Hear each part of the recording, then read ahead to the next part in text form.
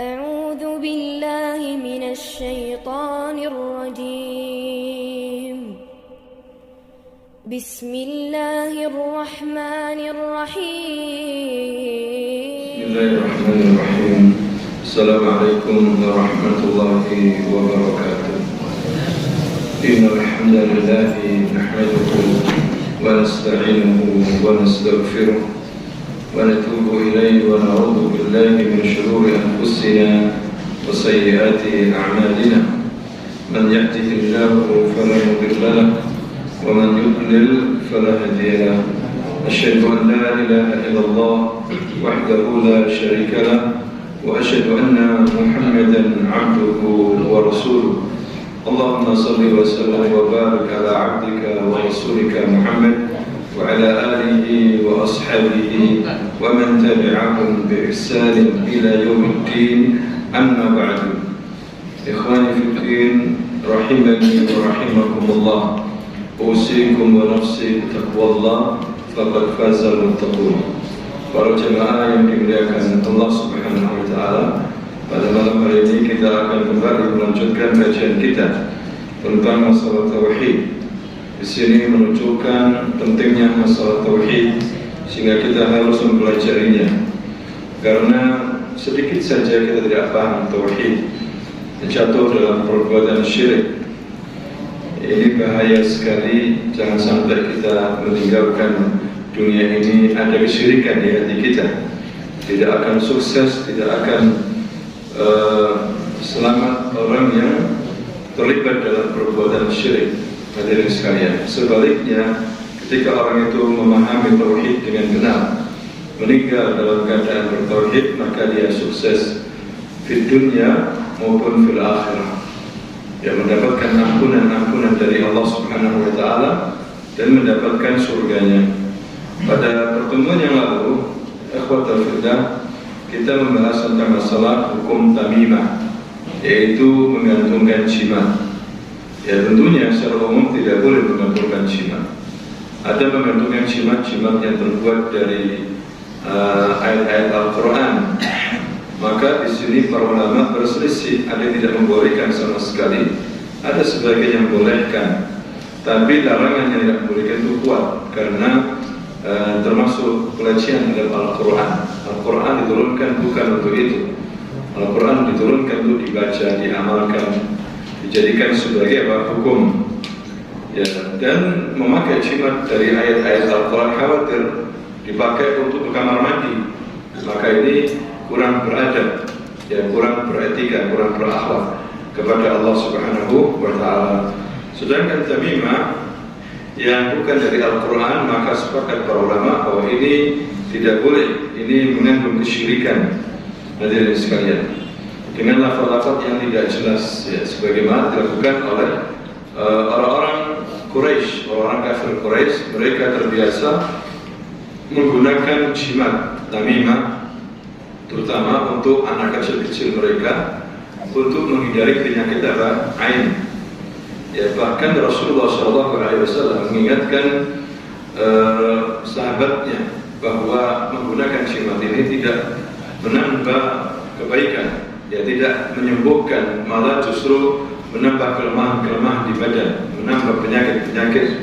Dan kalau terus-menerus dibawa jimat ini sampai mati, tidak akan sukses selamanya. Hadirin sekalian, nah itulah pelajaran yang bisa kita ambil dari pertemuan yang lalu.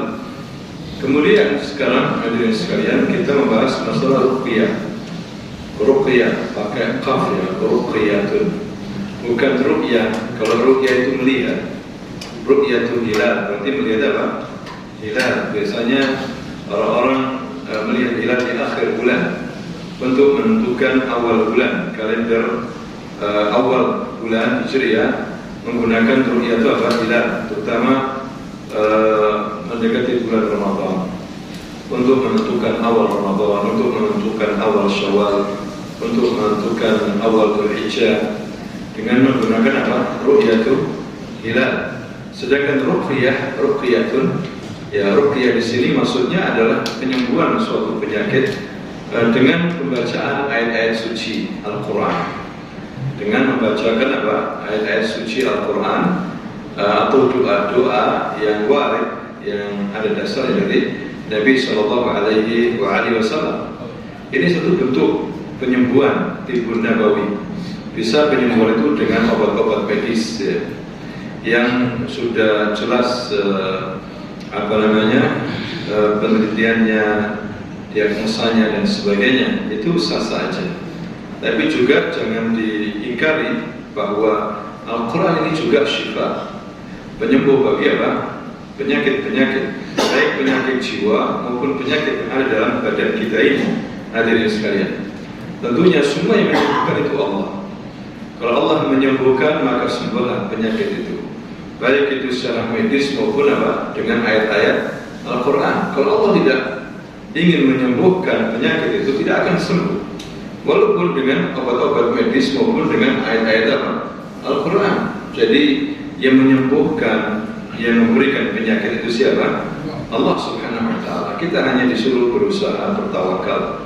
Hadirin sekalian, dan termasuk bentuk penyembuhan yaitu dengan ruqyah, membacakan kepada pasien yang sakit itu ayat-ayat Al-Quran atau doa-doa yang ma'sur dari Nabi Shallallahu Alaihi Wasallam. Ada juga ruqyah dalam arti secara umum, membacakan mantra-mantra, jampi-jampi. Kalau tidak berdasarkan Al-Quran atau doa-doa dari Nabi, maka ini adalah sama seperti kebiasaan para dukun-dukun, menjampi-jampi mantra-mantra dengan ucapan-ucapan yang tidak jelas. Ini jelas-jelas pelanggaran. Bisa jadi ucapan-ucapan itu adalah suatu kalimat-kalimat yang memang digunakan untuk minta tolong kepada jin. Komat kamit, nggak jelas gimana itu. Abrakadabra, simsalabim, itu kan kalimat-kalimat yang tidak jelas itu.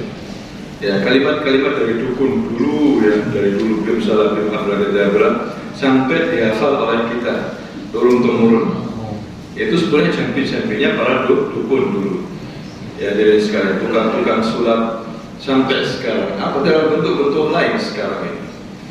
Tentunya ini yang tidak disyariatkan. Jadi ada dua macam ruqyah itu. Yang pertama ruqyah yang disyariatkan, dan yang kedua ruqyah diharamkan. Ruqyah yang disyariatkan tentunya harus memenuhi syarat-syarat. Yang pertama syaratnya itu adalah menggunakan ayat-ayat Al-Quran, seperti dibacakan surah Al-Fatihah 7 kali. Kemudian dari surah Al-Baqarah diambil misalnya yang ayat kursi, atau surah Al-Baqarah secara keseluruhan atau sebagiannya, karena sering dipakai untuk meruqyah. Atau surah Qul Huwallahu Ahad, Qul A'udzu Birabbil Falaq, Qul A'udzu Birabbin Nas, atau surah-surah secara umum dalam Al-Quran. Ini bisa dipakai untuk ruqyah. Sebagaimana para sahabat pernah diminta oleh seorang ketua suku dari suku-suku Arab pedesaan. Ketua sukunya ini sakit keras, kemudian diruqyah dengan baca Al-Fatihah, dan ternyata sembuh. Sembuh total, hadirin sekalian. Kemudian para sahabat dikasih akal kambing, dan dibenarkan hal ini oleh Rasulullah Shallallahu Alaihi Wasallam. Makanya salah satu nama dari surah Al-Fatihah adalah surah ruqyah. Salah satu nama daripada surah Al-Fatihah dinamakan apa? Ruqyah. Bisa kita gunakan untuk meruqyah anak-anak kita, meruqyah cucu kita, misalnya badannya panas, atau sakit, luka, bisa. Tapi masalahnya adalah kita harus niat yang kuat. Niatnya itu 100%. Kalau niatnya itu 10% ya dapatnya 10%. Niatnya 50% ya dapatnya 50%. Niatnya 90%, 100%, maka dia dapat apa yang diniatkan. Innamal a'malu binniyat. Sungguhnya amalan tergantung apa niatnya. Wa innamal likulli imri'in ma nawa. Begitu juga seseorang tergantung dengan apa yang dia niatkan. Hadirin sekalian, harus disertai dengan niat yang kuat dan keyakinan yang kuat bahwasanya ruqyah syariah Satu daripada pengobatan, ya pengobatan tradisional. Terus artinya dari dulu sebelum penemuan obat-obat medis sudah digunakan hal ini. Ya, Rasulullah pernah meruqyah Aisyah pernah meruqyah Rasulullah SAW. Ya, hanya saja orang yang minta ruqyah tidak termasuk dari 70.000 umatnya Nabi Muhammad yang masuk surga tanpa hisab tanpa azab. Minta diruqyah. Kalau yang ruqyah kan besar. Kalau dia minta diruqyah ini, dia tidak termasuk apa? 70.000 umat Rasulullah yang masuk surga tanpa hisab tanpa apa? Azab. Kalau dia beriman, dia masuk surga harus pakai hisab. Harus pakai apa? Hisab. Yang nggak pakai hisab, ya, pakai azab apalagi, itu hanya berapa? 70.000 dari umatnya. Yang lainnya pakai hisab. Masuk surga pakai hisab, pakai perhitungan. Jadi umat Islam nanti ada 3 golongan. Yang pertama tadi man yadkhul jannah bighairi hisabin wala adzab. Ya, kelompok yang pertama adalah orang yang masuk surga tanpa hisab, tanpa apa? Azab, mubasyarah yadkhul jannah. Wa nas'alullah ta'ala an yaj'alana min haula. Insyaallah. Mudah-mudahan kita termasuk yang seperti mereka. Amin ya rabbal alamin. Kemudian yang kedua adalah yadkhul jannah bi hisab. Mereka yang masuk surga tapi dihisab dulu. Ya, tapi hisabnya hisaban yasira. Dihisab yang mudah, cepat sekali, pokok-pokoknya saja selesai. Sudah ya abdi, kata Allah, adkhul jannah. Masuk kamu ke dalam apa? Surga. Ya, ma'annahu yuhasab. Padahal dia dihisab. Walakin hisaban yasira fa adzina Allahu bidukhulil jannah. Allah mengizinkan dia untuk masuk apa? Surga. Wa al-fariq as-sadis, kelompok yang kedua adalah orang yang dihisab berat, ya, merinci hisabnya. Kullu saghirin wa kabirin mustaqim. Setiap yang kecil yang besar semuanya diperhitungkan oleh Allah Subhanahu wa taala dan yu'adzab. Akhirnya dia diazab. Yadkhul jannah, yadkhul nar, yu'adzab fil nar. Walakin huwa min ahli tauhid. Tapi dia termasuk ahli tauhid. Fi qalbihi 'indahu iman. Walau kana saghira. Walau kana fi qalbi misqala dur min al-iman.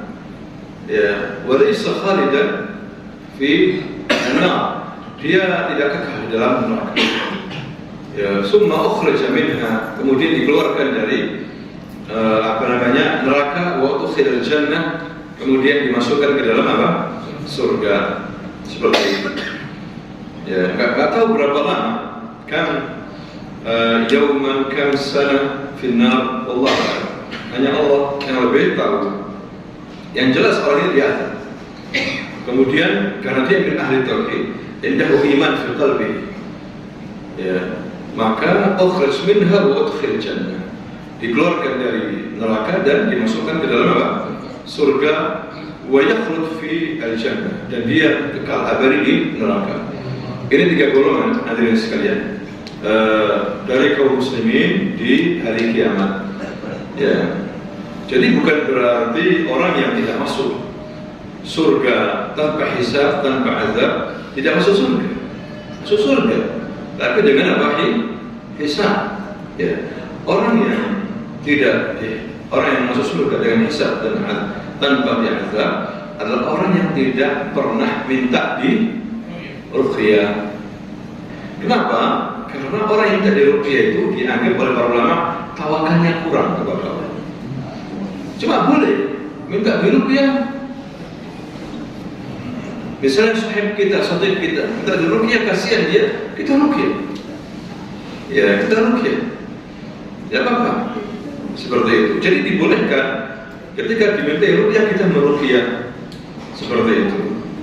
Dan kalau bisa setiap pribadi meruqyah, bisa meruqyah mandiri, meruqyah dirinya sendiri, meruqyah keluarganya, anak-anaknya, baik itu sakit mental, ya, sakit panas badannya, luka, atau kesurupan jin.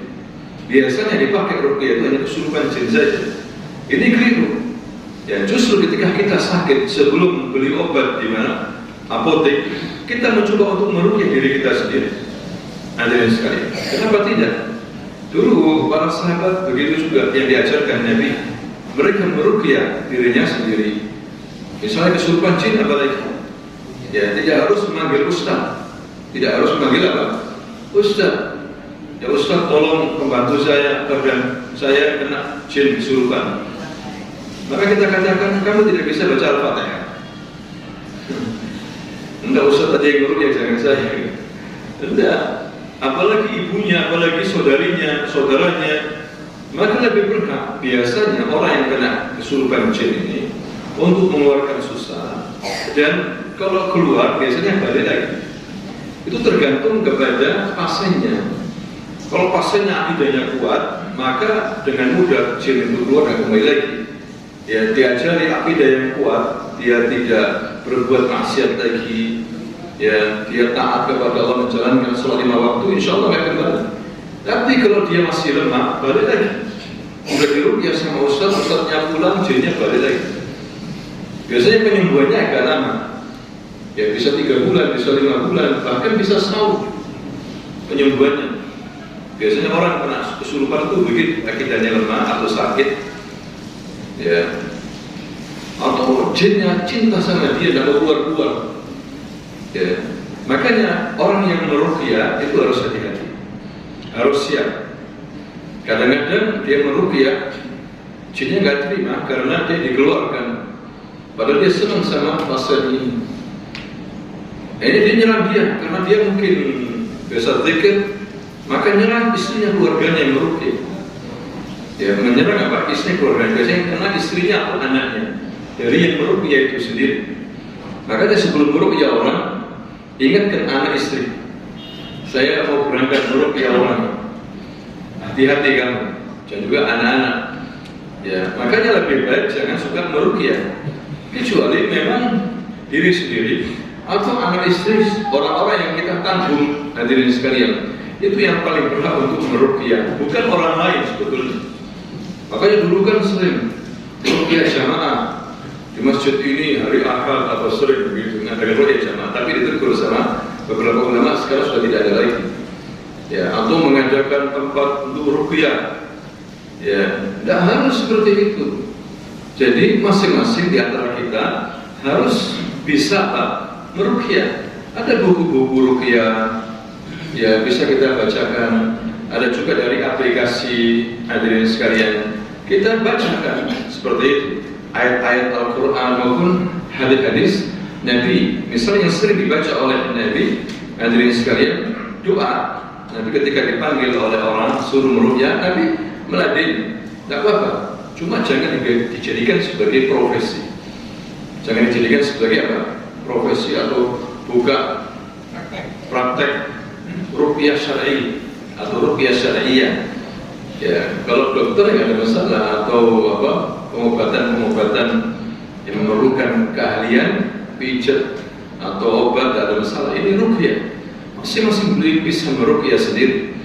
Kalau memang dipanggil tidak apa-apa, silakan membantu saudara kita. Cuma tadi itu kalau berat, hati-hati. Ya, lihat keluarga anda, istri anda, anak-anak anda, ya bisa nyerang balik. Ya, nyerang balik. Anda di sini dulu pernah suka meruqyah, istrinya kena, anaknya kena. Ya, meruqyah orang lain tapi istrinya nggak dijaga, ada kena. Jadi doa yang sering diucapkan oleh Rasulullah ketika meruqyah dari hadis, ya, dari doa Nabi, dia hanya membaca Allahumma rabban nas adzabil ba'sa ishfi anta syafi la shifaa illa shifauka shifaan la yughadiru saqama. Itu aja. Ya, paling singkat, Allahumma rabban nas, ya Allah, Rabbnya manusia, yang melihara menciptakan manusia, adzabil ba'sa, hilangkan penyakit, adzabil ba'sa ishfi anta syafi, sembuhkan dia, karena Engkau lah yang maha menyembuhkan. Anta syafi la shifaa illa shifauka, tidak ada kesembuhan kecuali dari penyembuhan. Shifaan la yughadiru saqama, penyembuhan yang tidak membawa kepada penyakit, sembuh artinya betul-betul sembuh, tidak datang penyakit-penyakit lain lagi. Nah ini yang sering dibawa oleh Rasulullah dalam meruqyah atau membaca surah Al-Fatihah, surah Al-Baqarah, surah-surah yang lainnya. Ya bisa kita gunakan untuk anak cucu kita, di saat tidur pun kita baca, ya supaya terhindar dari penyakit ain. Ya, terutama penyakit ain sihir. Para pedagang-pedagang biasanya harus suka zikir, para pedagang-pedagang. Ya, karena musuhnya banyak, musuh nggak terlihat. Yaitu apa sih? Sihir, hadirin sekalian. Jadi Al-Quran ini syifa, sebagaimana Allah berfirman di dalam surah Al-Isra ayat 82, wa nunazzilu minal Qur'ani ma huwa shifaa'un wa rahmatun lil mu'minin wa la yazidu dhalimina illa khasara. Dan kami turunkan Al-Quran sesuatu yang menjadi obat dan rahmat bagi orang-orang yang beriman. Ya.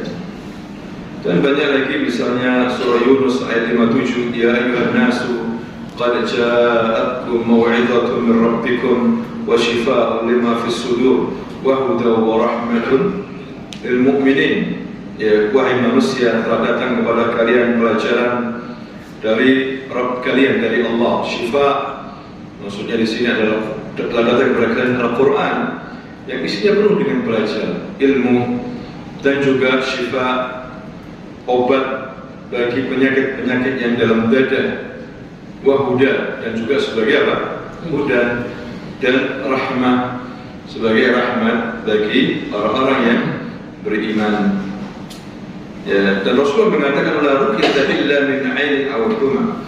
Tidak ada obat yang paling mujarab, ya, kecuali dari ruqyah, terutama dari penyakit ain dan huma. Huma ini kena sengatan binatang yang berbisa. Ya, itu di ruqyah dulu. Ya, bisa jadi itu adalah jin, hadirin sekalian, setan yang menggoda Bani Adam. Ya. Dan tadi itu harus sesuai dengan apa? Petunjuk Nabi yang disyariatkan. Ada ruqyah yang diharamkan, ya, dengan apa namanya, mantra-mantra yang tidak jelas, minta bantuan sama jin. Ya, ini tidak boleh. Ya, tidak boleh, dan ini akan apa? Mengakibatkan syirik.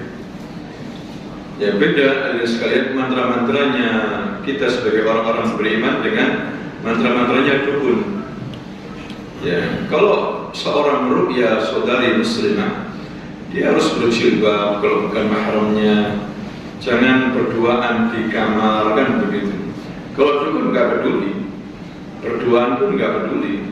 Ya, nggak pakai jilbab pun tambah senang dukunnya. Sehingga dukun-dukun apa ya namanya? Dukun cabul. Sering terjadi.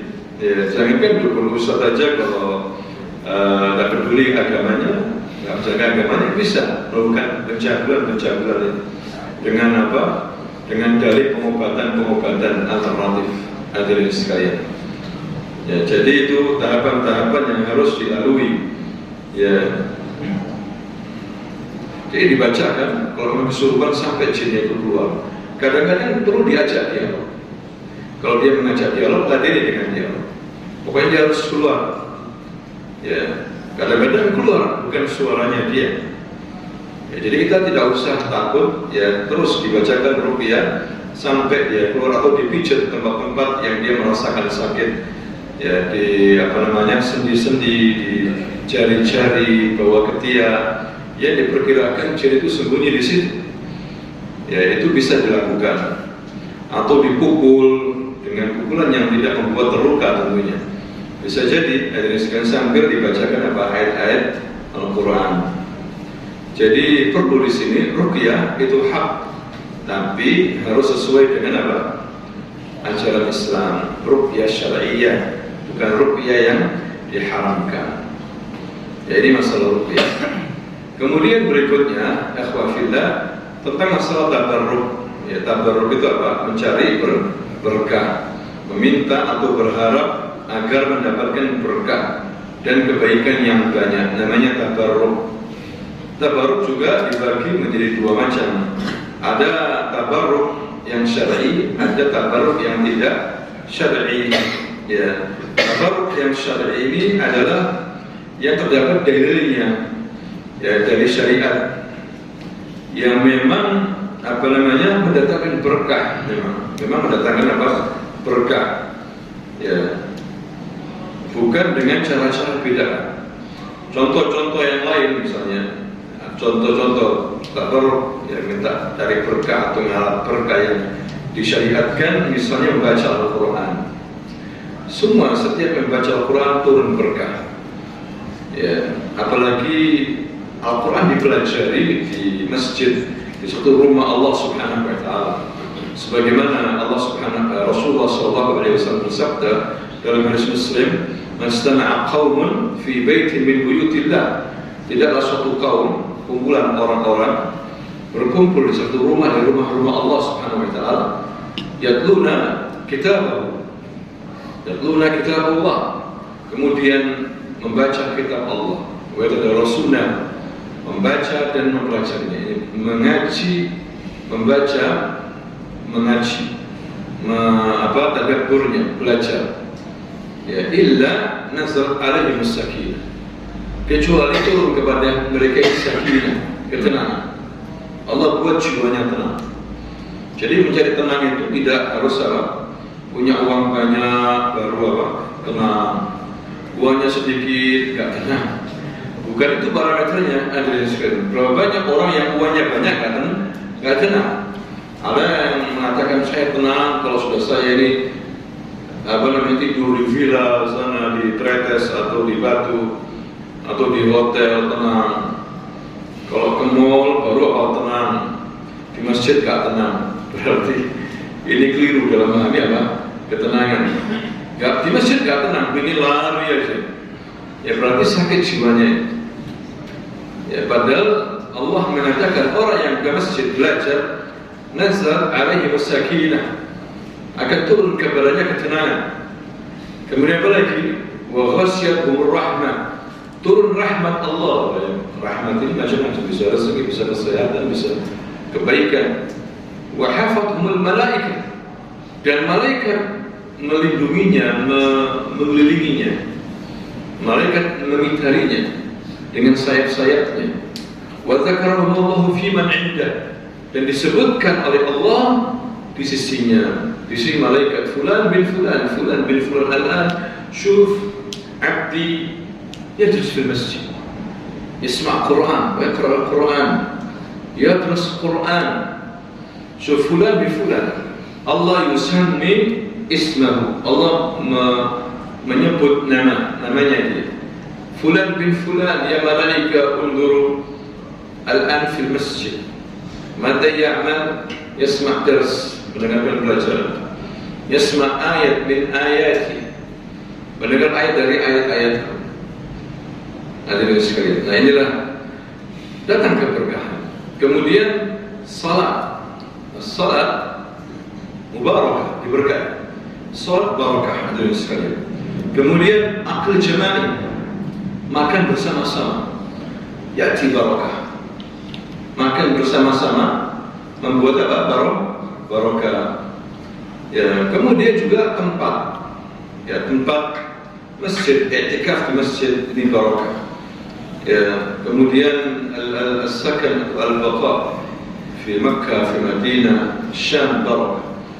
Ardul Mubarakah, bumi-bumi yang diberkahi. Anda tinggal di Makkah, di Madinah, di Syam, termasuk negeri-negeri Mubarakah. Syam Ardul Anbiya, bumi para nabi. Di sana ada tanah suci Palestina. Palestina bagian daripada Syam. Ya. Kemudian juga barakah dalam arti waktu yang diberkahi. Ya, ketika malam Lailatul Qadar kita menghidup-hidupkan malam tidak tidur, ini diberkahi. Waktu itu diberkahi. Kemudian juga banyak berdoa di waktu sahur. Nahnu nastaghfir naqum bil-lail fi waktu sahur. Ini barakah. Tapi jangan bangun kok sambil doa. Ini waktu yang diberkahi. Waktu sahur, yang qabla subuh, qabla adzan fajar. Sebelum adzan fajar, ini waktu sahur. Hadirin sekalian, ini waktu yang diberkati. Ya, hendaklah orang mukmin jangan tidur molor terus subuh baru bangun. Kalau bisa bangun sebelum subuh. Ya, kalau nggak bisa salat, bas doa. Jangan lupa apa? Doa dengan mengucapkan apa? Subhanallah walhamdulillah wa la ilaha illallah wallahu akbar wa la haula wa la quwwata illa billah Allahumma ighfirli. Tambah ya Pak, Allahumma ighfirli. Mengucapkan subhanallah walhamdulillah wa la ilaha illallah wallahu akbar wa la haula wa la quwwata illa billah Allahumma ighfirli. Ya. Hadhihi al-awqat mubarakah. Ini waktu-waktu yang diberkahi. Wa aidan awqat doa mustajab. Waktu-waktu doa yang diistijabahi oleh Allah Subhanahu wa taala. Jadi cari keberkahan banyak dari sekalian. Bukan datang ke mana kuburannya para wali ngalap berkah. Banyak keberkahan. Ya, cari berkah yang disyariatkan. Ya, belum lagi berkah pada makanan. Secara khusus, misalnya seorang minum atau memakai minyak zaitun. Ya, minyak zaitun buah berkah, minyak yang diberkahi. Karena ini sumpah Allah. Allah bersumpah, ketika bersumpah dengan sesuatu, pasti menunjukkan sesuatu itu banyak sekali manfaatnya. Wattini zaitun. Ya, demi buah tin, pohon tin dan apa? Zaitun. Berarti sesuatu yang hebat sampai Allah bersumpah. Ya, tidak mengatakan wattin bi watahu. Tapi apa? Wattini wazaitun. Hadirin sekalian, barakah. Ya, bukan saya menjual apa? Minyak zaitun. Lah, bukan promosi, tapi ini betul-betul. Ya. Makanya dicari orang untuk pengobatan, untuk diminum karena barokah. Begitu juga meminum madu asal. Ya, wa ma' zamzam ma'ul barakah ala wajhil ard. Zamzam, air zamzam, air yang paling barokah di muka bumi. Al-itlaq, ya, secara mutlak. Zamzam, ma'u zamzam lima syuribalah, kata Nabi. Ma'u zamzam lima syuribalah. Air zam-zam tergantung apa Anda niatkan. Mau niat apa? Mau niat sembuh, disembuhkan sama Allah, insyaAllah. Dengan minum apa? Air zam-zam. Mau niat apa? Mau niat sehat, sehat dengan minum air zam-zam. Ya. Jadi ini air bukan sembarang air, barakah. Atau mengkonsumsi habbah sauda. Ya, kalau kita percaya, maka ini adalah obat habbah sauda. Ya, sifat likulli da, penyembuh dari segala penyakit. Ya, tergantung tadi itu niatnya berapa persen. Niatnya berapa persen dari sekalian. Kemudian tabarruk dengan zatnya Nabi, dengan badannya Nabi. Misalnya waktu Nabi masih hidup, air liurnya, air ludahnya, maksudnya air ludahnya dibuat rebutan para sahabat. Sampai Suhail bin Amr, utusan orang kafir Quraisy, menemui Nabi, bingung. Ya, belum pernah aku melihat kayak gini, pemandangan kayak gini. Aku belum pernah diutus ke raja-raja, pemimpin-pemimpin, tapi aku tidak pernah melihat anak buah mencintai pemimpin sebagaimana sahabat Muhammad mencintai Muhammad. Meludahnya dibuat rebutan, kayak orang mau berkelahi, kayak mau perang, mau bunuh-bunuhan demi mendapatkan ludahnya siapa? Nabi Muhammad SAW. Itu imannya sahabat terhadap Nabi sampai seperti itu. Hadirin sekalian. Kemudian juga keringatnya. Ada seorang sahabat mau perang, yaitu mencium keringatnya Nabi, badannya Nabi. Kenapa kamu seperti ini, kata Nabi? Wallahi ya Rasulullah, aku ingin hidungku, mulutku bersentuhan dengan keringatmu, badanmu sebelum kita berpisah. Ya, luar biasa. Orang ini akhirnya mati syahid. Ya. Nah ini yang jadi sekalian, fahamnya sahabat sampai seperti itu. Bahwa Nabi ini barokah. Ya. Selain Nabi ya jangan. Keringetnya bau. Ya, kalau kita bau, kalau nggak pakai minyak wangi bau. Ya, kemudian juga mengumpulkan rontokan rambutnya. Rambutnya Nabi juga barokah. Sampai Ummu Salamah mengumpulkan rambutnya Nabi, dimasukkan ke botol, diisi air, habis diisi lagi. Ketika Nabi sudah meninggal dunia, Ummu Salamah masih punya rambut Nabi. Jadi kalau ada anak-anak kecil yang datang sakit sama ibunya, disuruh minum itu, sembuh.